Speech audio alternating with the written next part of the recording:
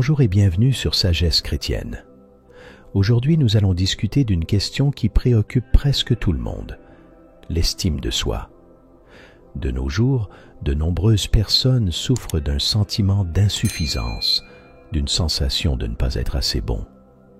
Même les chrétiens qui craignent Dieu luttent avec leur estime de soi, leurs esprits étant remplis d'insécurité. As-tu déjà réfléchi à cela? T'es-tu déjà demandé si tu étais assez bon pour plaire aux jeunes hommes ou aux jeunes femmes? As-tu déjà douté de toi-même, te demandant si tu étais assez beau ou intelligente? Toutes ces questions découlent d'un manque de confiance en soi, lié à des problèmes de confiance en soi. Presque tout le monde que je connais a dû affronter ces questions à un moment donné de sa vie. Mais je veux te dire qu'il ne faut pas te laisser briser par les paroles des autres.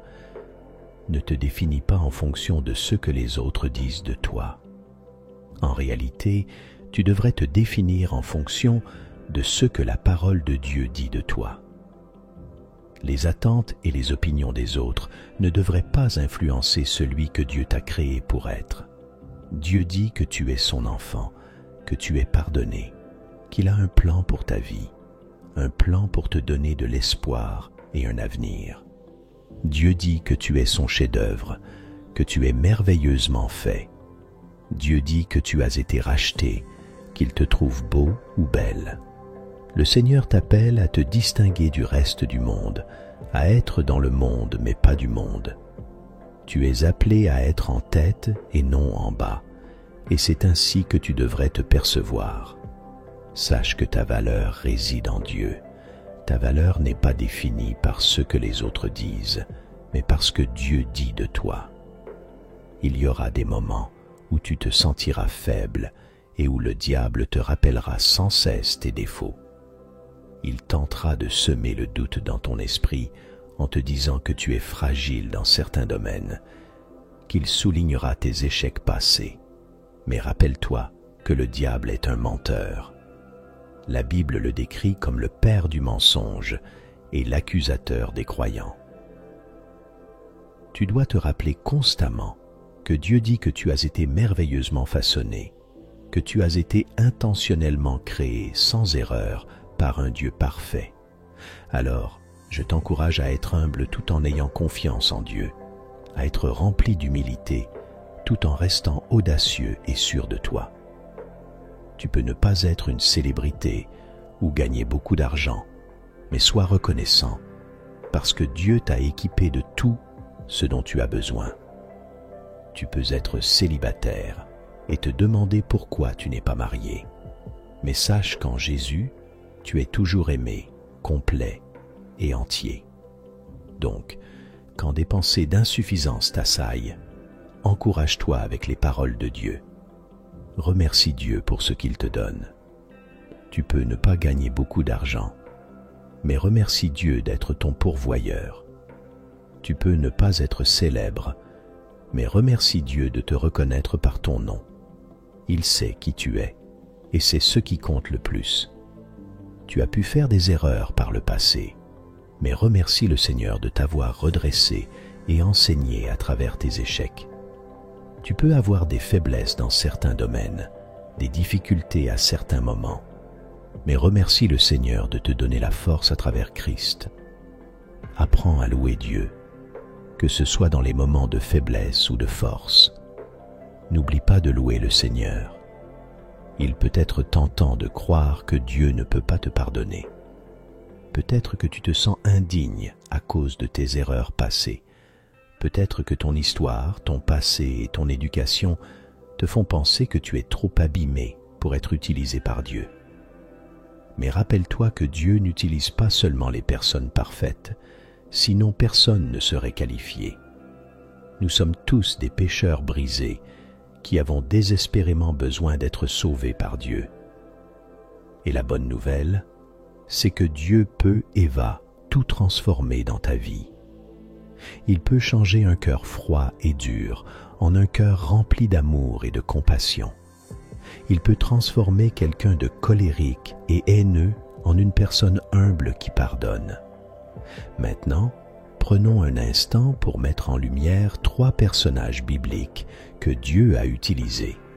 Selon les critères d'aujourd'hui, beaucoup de chrétiens les auraient probablement rejetés et se seraient moqués d'eux en raison de leurs péchés.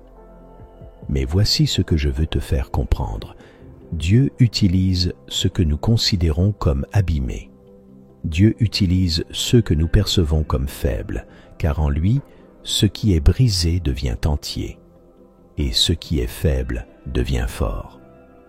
Prenons l'exemple de Moïse.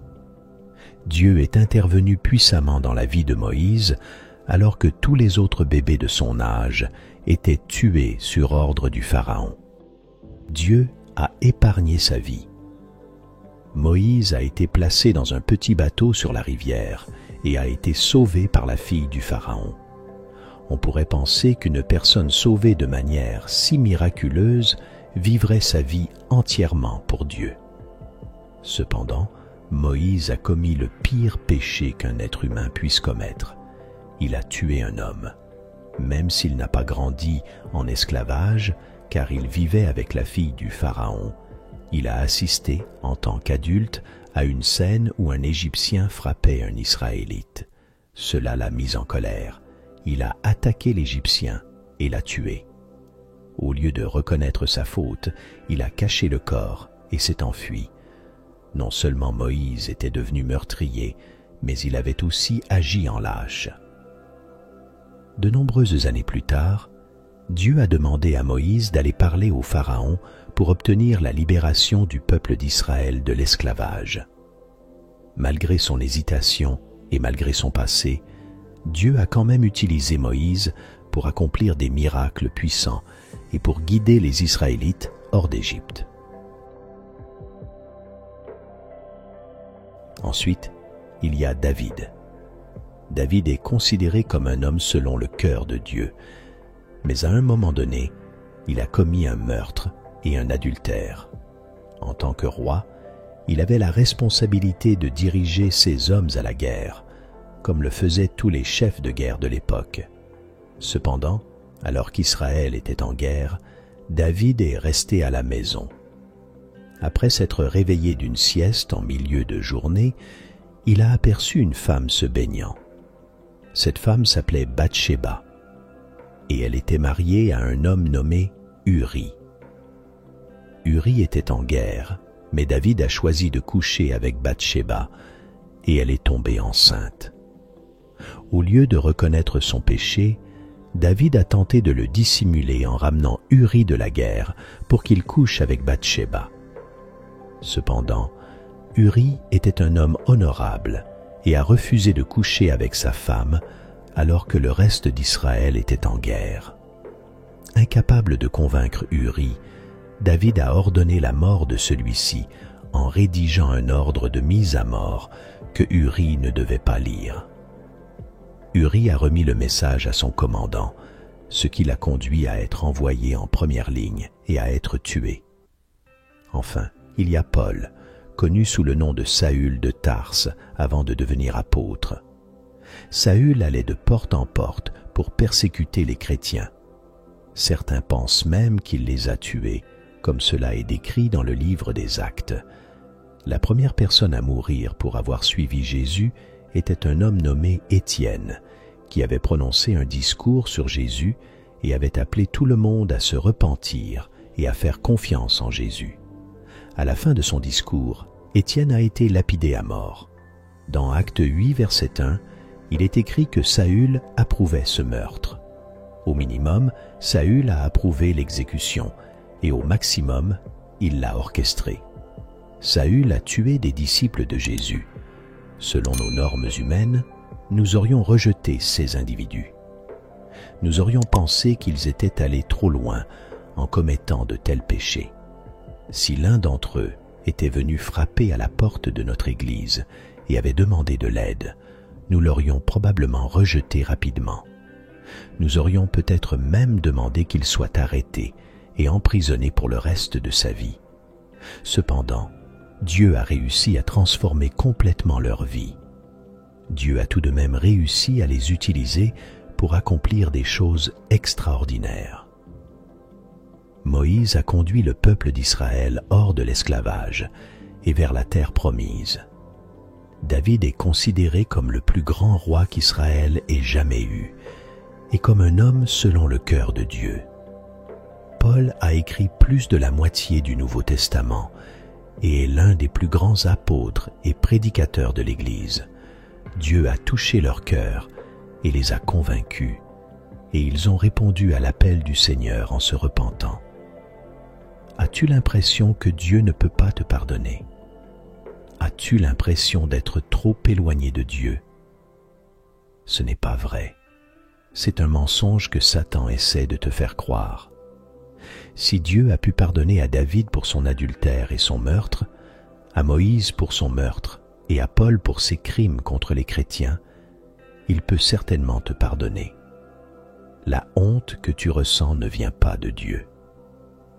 Bien que Dieu puisse te faire prendre conscience de tes erreurs, il ne provoque pas ce sentiment de honte.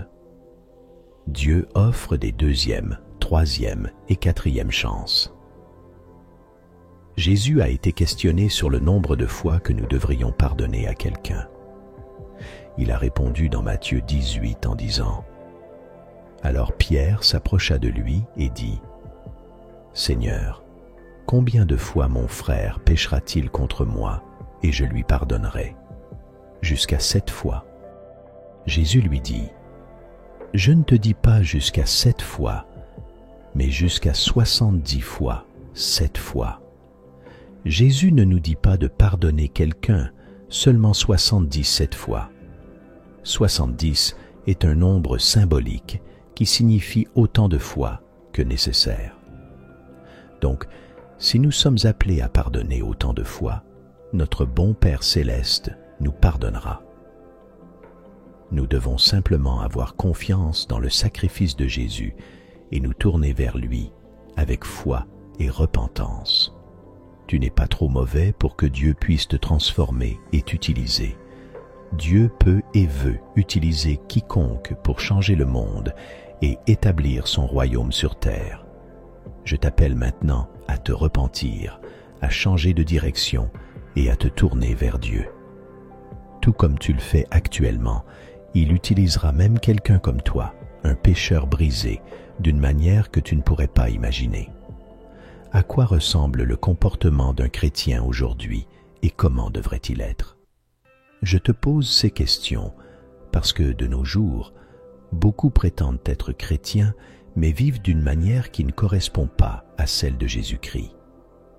Dans 1 Pierre chapitre 2 verset 21, la Bible dit « C'est à cela que vous avez été appelés, parce que Christ aussi a souffert pour vous, vous laissant un exemple afin que vous suiviez ses traces. » Que signifie cela pour nous?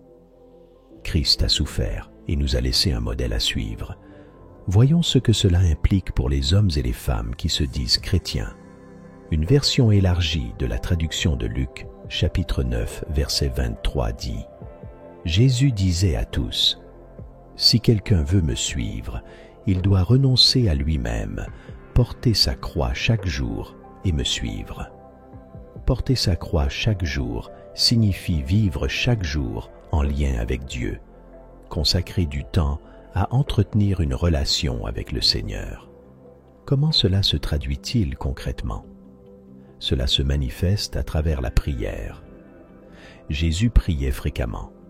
Il se retirait souvent dans des endroits tranquilles pour prier. Les disciples ne lui ont jamais demandé comment accomplir des miracles ou prêcher, mais comment prier. La prière est la base d'une relation avec Dieu. Quand tu pries, tu mets de côté tes préoccupations personnelles et tu accordes toute ton attention et ta concentration à Dieu.